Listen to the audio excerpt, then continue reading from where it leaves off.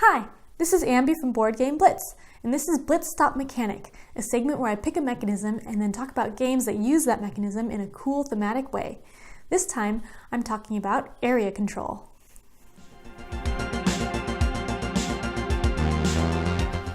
Area control is a mechanism where you get points for having the most units or something in an area. There's also area influence and area majority, which are lumped together with area control. I'm not sure exactly the difference between them, but sometimes you can have only one player per area and you have to kick the other players out, and sometimes there's multiple players per area. The obvious theme for area control is with wars and fighting for territories with your armies, like in Risk, which is a really popular game. But there are lots of games that use the similar type of theme where you're fighting over territories with your armies.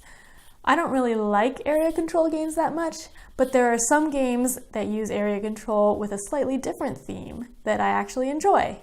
One game is Three Kingdoms Redux. Three Kingdoms Redux is set in the Three Kingdoms period in China, where there was a division between the states Wei, Shu, and Wu. And there's fighting in the game, but the area control part isn't in the war. Instead, there's area control in the action selection in a sort of bidding war.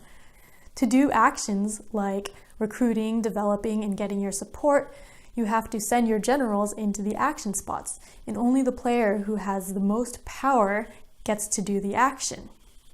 I think this is really cool because it shows that control is important not just on the battlefield, but everywhere else when you're fighting for control. And I think this is also really thematic. Another game with area control or area majority is Adrenaline, which is a first-person shooter-themed game.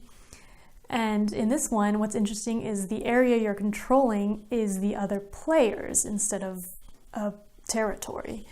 Whenever you attack another player, you get to put damage counters on them, and then when that player dies, whoever has the most damage counters on them gets points.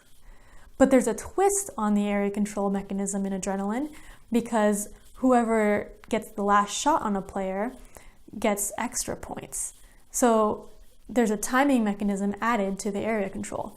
I think this is also thematic because in a first-person shooter video game, you get points for killing someone. So getting the last shot is actually like getting the kill. Even though when you think of area control, you think of fighting big wars and conquering territories, it can be used in other ways than just conquering territories, and that's what makes it really interesting. Thanks for watching Blitz Stop Mechanic. Let me know if you think of any other area control games that use it differently.